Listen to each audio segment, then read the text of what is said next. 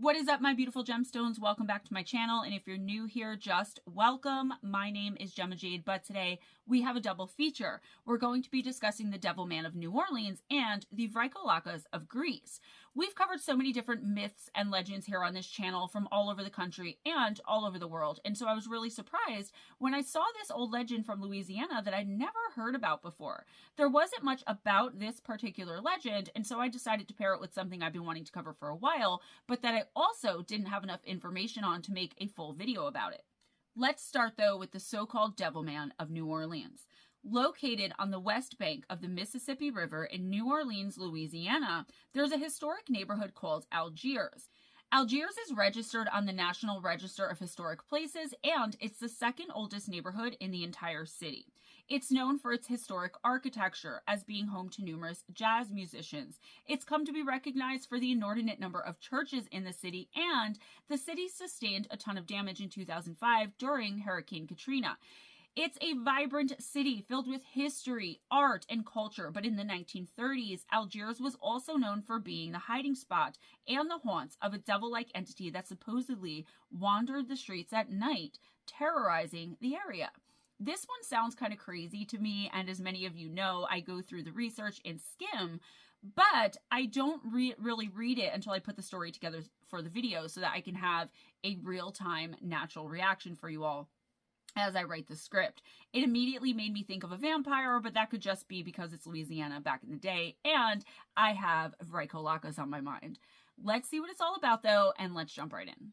In the fall of 1938, it's said that a bizarre and terrifying stranger began to lurk around the streets of the neighborhood of Algiers. Witnesses all at once began reporting a tall, hulking figure that was described as having, quote, cartoonish eyes, long black horns, and pink star-shaped ears, end of quote, that was said to stalk through the night near the bars and restaurants and cafes. The figure was said to have all manner of strange powers, and some of those were the ability to shapeshift, levitate, disappear into thin air, and strike terror into the hearts of people who merely looked in its direction. And those are just a few of the things that people reported having witnessed with their own eyes. Many of the people who came forward having reported encounters with the mysterious stranger said it felt like they had died, with their whole lives flashing before their very eyes and nothing more than a glance in their direction by the elusive creature. Then they explained that they would suffer from intense and extremely horrific nightmares for days and weeks on end afterwards. The man was said to approach people as they walked home from the bars and eating establishments at night. He would go up to them and introduce himself as the devil. Then he would hurl insults and obscenities at them as he followed behind them and walked with them. As if that weren't bad enough, it's also said that most of his targets were those from the African American community, mainly women. And so it's thought that it was a racist and a bigot as well as everything else, allegedly. The figure would also go into the bars and manipulate and orchestrate fights, mostly those which he never ended up being any part of. On the rare occasion that he did end up in the middle of a fight that he had most surely caused, it's reported that he had superhuman strength and could easily take on a whole bar room full of angry drunk men with little to no effort. He would order drinks, drink the drink, but then disappear without a trace before paying for them, and so, basically, wherever he went, he caused the absolute most amount of trouble.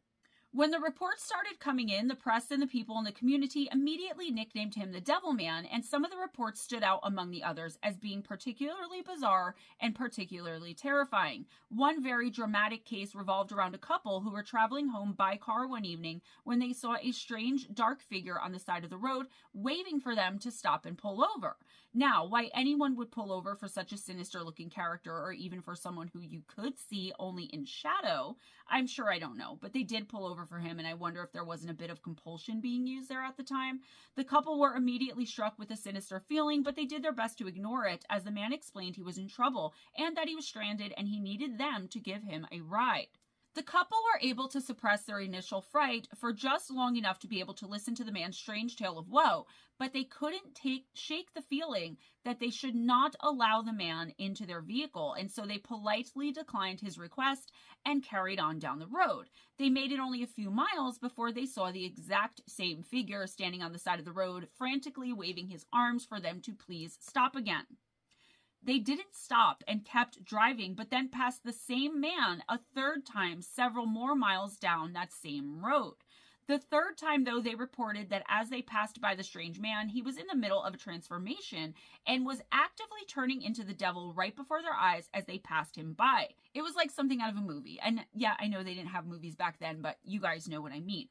The visage of the character took on what was the typical cartooned, horned, red-skinned devil we've all seen before many times.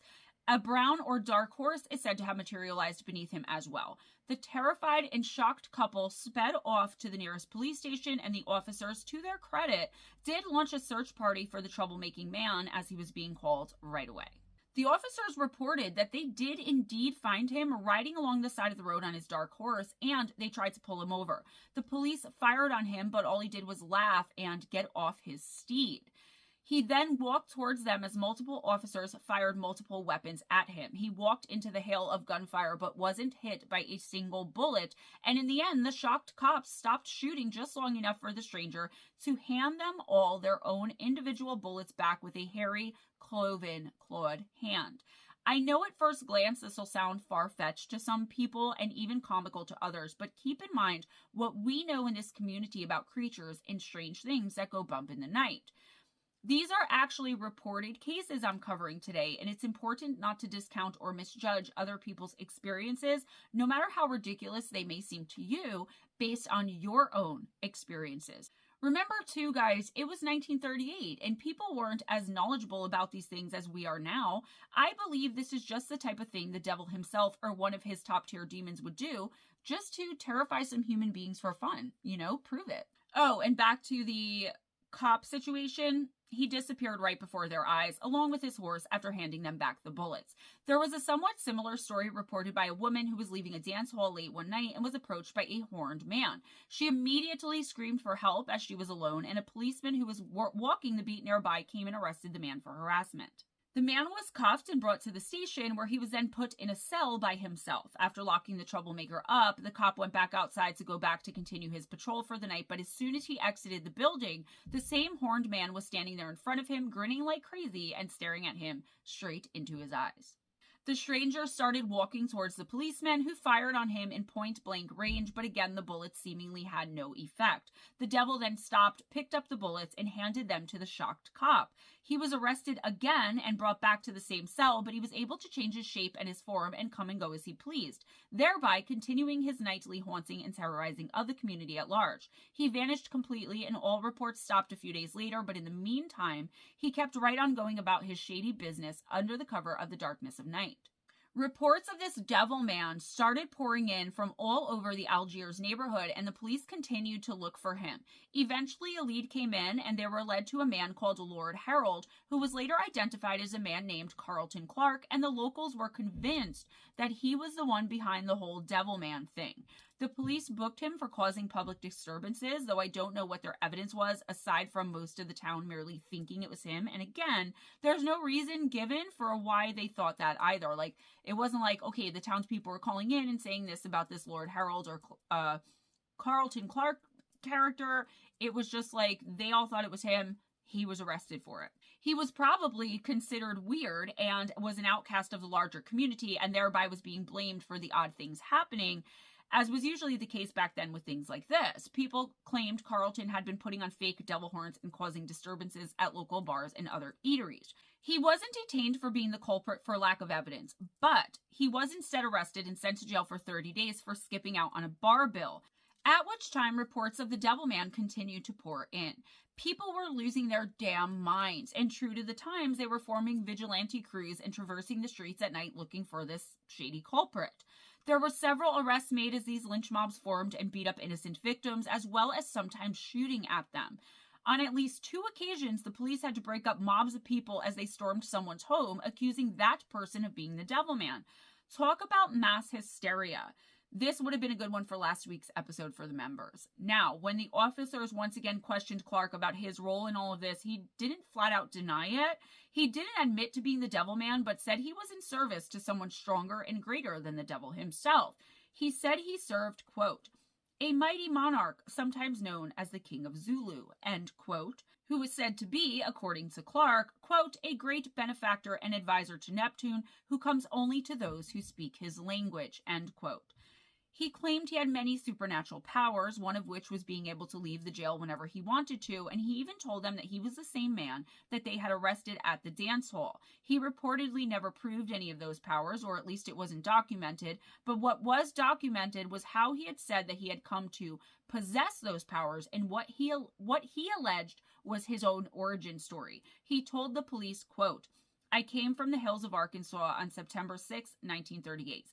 I walked under the stars, and Neptune guided me through the darkness of night. I reached Port Allen, Louisiana, and from there I rode the ferry into Baton Rouge, and then I came to New Orleans, still under the guidance of Neptune and possibly one of his assistant stars. I stopped at the Page Hotel. I came to New Orleans as the sun came down in the skies.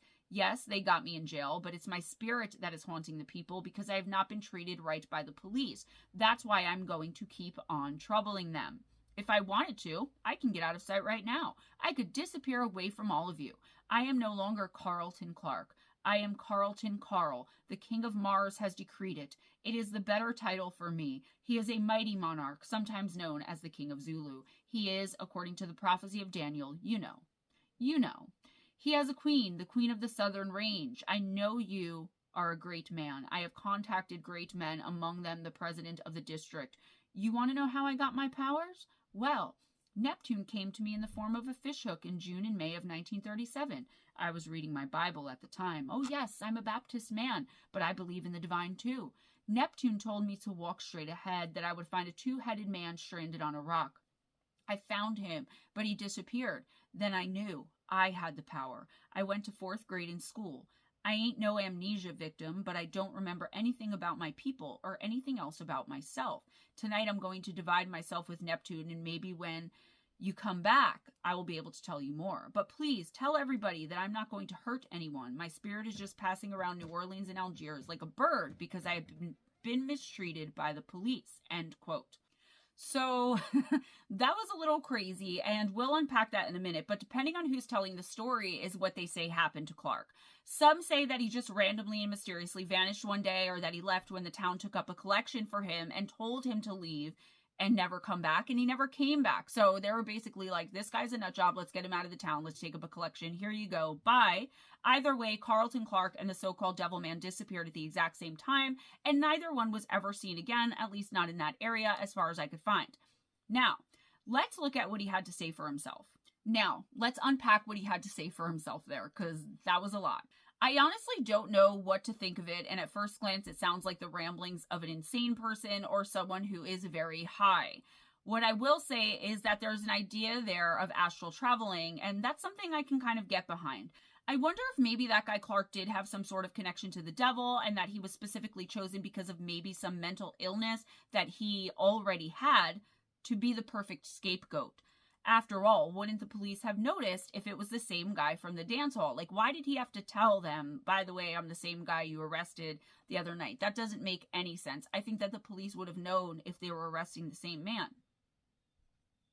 Unless he was claiming that he was using some sort of, there's just not enough information. So that's just a little bit of speculation on my part, guys, but I don't really think he was the so-called Devil Man. I do believe there was one, though, because even the police reported their experiences and encounters with him, and I don't know why they would risk their reputations and stake their jobs on a blatant lie that was just going to make people look at them sideways in the end anyway.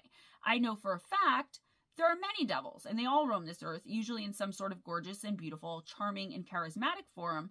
But back in the day, wasn't it easier to hide in the shadows of the artificial light and without the constant surveillance we're all subject to on a daily basis? Right? So now it's like he kind of has to be smoother and trickier so as not to stand out. Back then, to stand out was kind of what he wanted, to be noticed. So was the Devil Man of New Orleans real? I don't know, but there's a part of me that thinks that this one really might be one legend that actually happened, but that the people back then didn't know how to explain it, and normally they wouldn't keep much record of things like this back then either, so we'll really never know. Let me know what you all think in the comments below, please, as always. While we're talking about alleged evil and legends, I was looking for something to round this video out a little bit, as that was all there was about the so-called Devil Man of New Orleans that I could find. I found some interesting legends that come from Greece having to do with vampires and werewolves that I thought you guys might be interested in, but that wouldn't have been enough to make a full video about as well. So here is part 2 of the double feature. As far as legends go, the tales of the blood-sucking undead have managed to stretch beyond geographical boundaries and have not only spanned the course of centuries and throughout generations, but that have taken up permanent residence in the human psyche as well, or at least seemingly so. In the Western world, we call them vampires, but those tales are heard about all over the world and possibly beyond. Here we are looking specifically at the legends of the vampires of ancient Greece, stretching back from history all the way until today's modern time. There are various names for the undead in Greece, and they vary by region, so today I'm going to just call them the Vrykolakas. The legends are very similar to the Slavic neighbors of the north, and that comes from the Slavic root word wolf, and in the beginning, the legends and myths of that particular creature were more similar to what we would think of today and in this part of the world as a werewolf. The original translation actually meant wolf pelt wearer, and it's something I'm not even going to attempt to pronounce. That original translation, no. The creatures themselves were a bit different too, at least compared to what we're used to seeing with most European vampire lore. For example, to become one, you didn't have to be bitten, but could instead transform by living a sacrilegious life, being buried in unconsecrated ground, or by being excommunicated. Also, if you ate the meat of a sheep that had been killed or bitten by a werewolf. It wasn't until the person changed that the really spooky stuff started to happen though. Like I said, it depended on the region what the differences were between the temperaments and characteristics, but there were some basics. They were described as having ruddy complexions and bodies that swelled up, quote, so that all their limbs were distended. It is hard, and when thrummed, tapped like a drum, end quote. Most of the stories had the creatures leaving their own graves at night and roaming around the towns and villages looking for prey. They would then eat a person's flesh, particularly liking the livers, but not so much drinking blood like our traditional vampires that we know today do. Many of the legends said that the Vrykolakas would go into the villages and knock on certain doors, calling out to the occupants inside. If the people or person inside didn't answer the first knock, then the creature would move on. But if they so much as responded at all, or gave any inkling that they were aware someone or something was out there knocking, they would become the next victim and become a meal for the Vrykolakas themselves. In most cases, people thought that the creatures were dead bodies being reanimated by demons and just up and walking around at night. The best way to kill one was said to be to catch it while it was in its own grave at night before it started to hunt, but some people said that it could only be done on a Saturday. Once the grave of the creature was thought to be found, a stake could be driven through its heart, it could be beheaded or totally cremated, and the other option would be for a priest to come in and drive out the demon reanimating the corpse in the first place, leaving the body to rest in peace intact. There were also people that were said to be dead, but about to be coming into the curse of the Vrykolakas, who would be buried pinned under huge millstones to ensure that they wouldn't be able to escape their grave at night once the curse kicked in. That's really great, you know, just in case, those just in case measures. The millstones would be placed on their chests or sometimes on their heads as a preventative measure. Some other things they do would be to nail the body itself to the inside of the coffin and being buried face down in order to thwart their ability to dig their way out, I guess supposing they wouldn't be able to turn over in their grave. Literally. Sometimes bodies of the recently deceased would be dismembered, with the parts all being buried separately, with the head and feet specifically being removed and buried someplace else. Every time I thought I got to the end of the insane ways these poor people were being buried back then, there was more to come. So they would also put earthly objects like scythes or sickles near the graves because that was said to satisfy the demons who would be taking up residence in the deceased body's corpse, or a wax cross or some other piece of homemade pottery with the inscription, quote, Jesus Christ resides here, end quote, was said to make the demons think twice about reanimating that particular person, and they would move on to another freshly dug grave that wasn't protected by those symbols and inscriptions. There have been so many archaeologists who have dug up long-deceased bodies all over the world, but in Greece specifically, that shows just how serious the populace was at the time to keep vampires at bay and from taking over. All of these things and more are what they were digging up. The belief in the Vrykolakas was widespread throughout all of Greece, and the encounter spanned generations from the ancient times to the modern day. One notable and somewhat well-known case of an encounter with this specific type of vampire was documented in 1701 by the French botanist Joseph Piton de Tournefont, who traveled through the Greek island of Mykonos and heard many stories of the Vrykolakas from the locals, and throughout many places he traveled through as well. There was one vampire in particular who was somewhat infamous and known to harass travelers and steal their alcohol. It would then vandalize their property and strangle them in their sleep with the purpose and intention of them eating the victim's liver. The townspeople thought that they knew who it was, meaning who the deceased person who had been demonically reanimated had been, who was terrorizing all of them and stealing their alcohol. And he wrote about witnessing them going into the cemetery to dig up the grave of the suspected predator. He watched on in astonishment and amazement as they went to work digging up the grave and then cutting the heart out of the body of the freshly buried corpse. Another somewhat famous tale comes from the 1800s and can be found in the oral accounts that were collected by English traveler and economist Robert Pashley.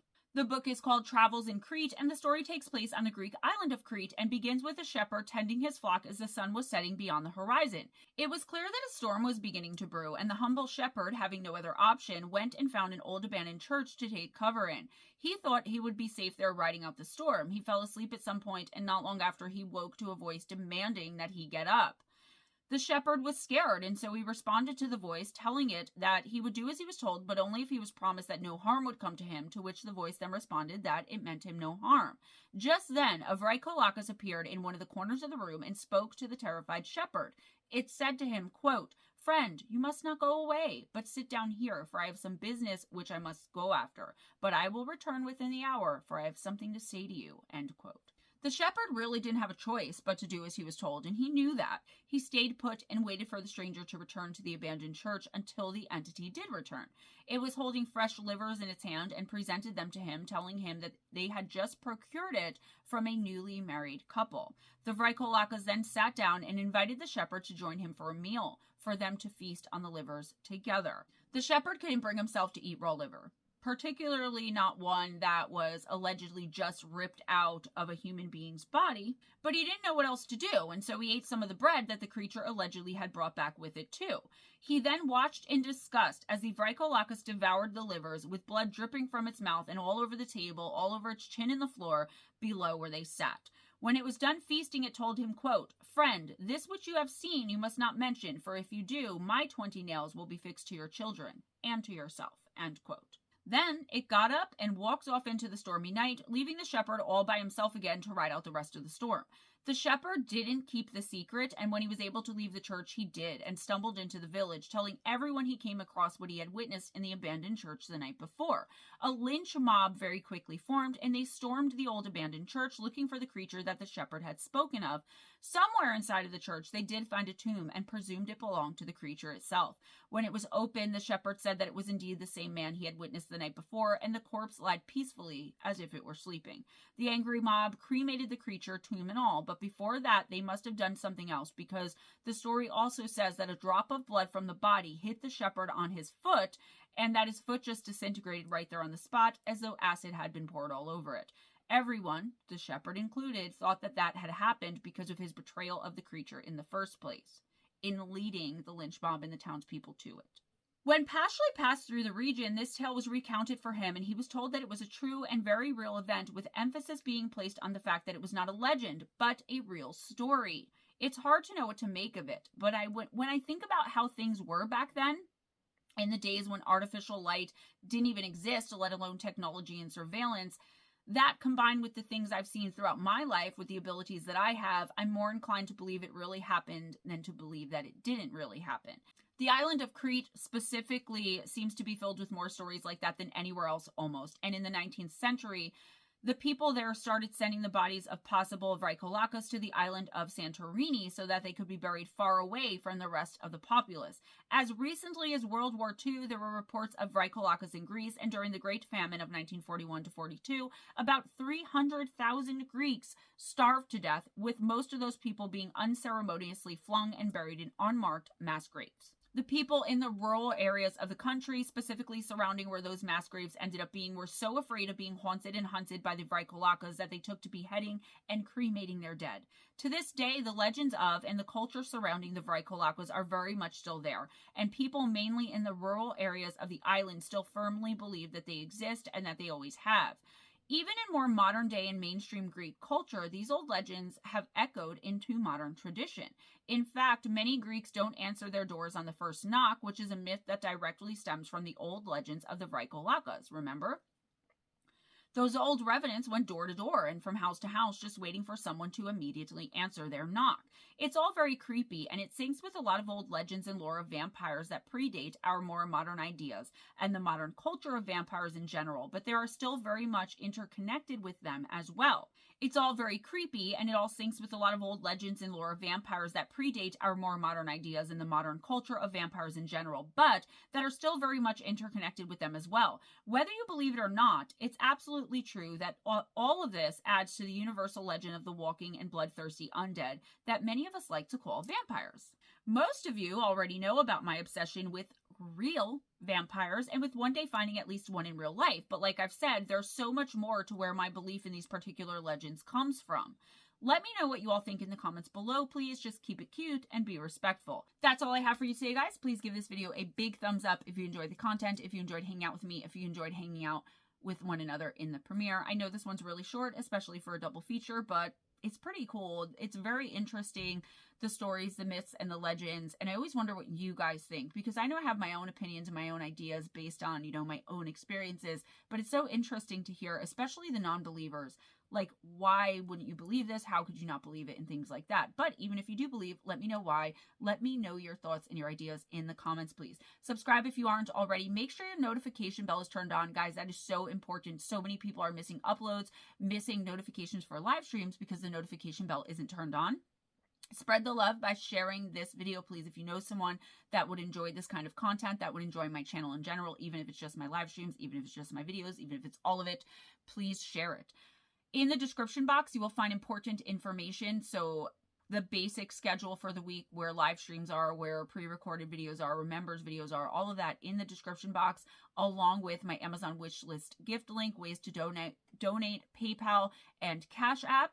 My Amazon links to the Kindle and paperback versions of all 3 of my books: Missing the Faith Theory, Encounters with Evil, 101 True and Terrifying Stories, and Shadow Entities, Sleep Paralysis, and Beyond. The Black Eyed Kid book, I'm hoping to be out late December, early January at the latest. I mean, that's all I've heard about it so far. I haven't gotten it back from editing yet, but I will keep you guys posted because I'm super duper excited about that. Guys, please be sure to support me by watching shorts, by liking shorts, by leaving positive comments and sharing the shorts, okay? The horoscopes specifically, but everything I do. If you guys can just watch it, it's like a minute of your time. Even if you watch every single horoscope, 60-second horoscope video that I do, it's only 12 minutes of your day, and it really, really, really makes a huge difference and means so much to me. Be kind to each other, guys. It doesn't cost anything. Never accept anything less than others being kind to you. If nobody told you today you're amazing, you're beautiful, you can do and be anything that you want to do and that you want to be. And if nobody else believes in you, or if you feel like nobody else believes in you, even if you don't believe in yourself, I believe in you. I got your back. For any correspondence, anything you may need from me, if you want a signed copy of any of my books, hit me up before making the purchase. Any questions, comments, concerns, cares, whatever the case may be, to send in your listener encounter stories, your personal encounters with the paranormal, supernatural, extraterrestrial, otherworldly, etc. My email is GemmaJadeParanormal@gmail.com. Just please be patient because I am not the best at responding to emails. Always go in grace, smile at a stranger, and I'll see you guys next time. Bye.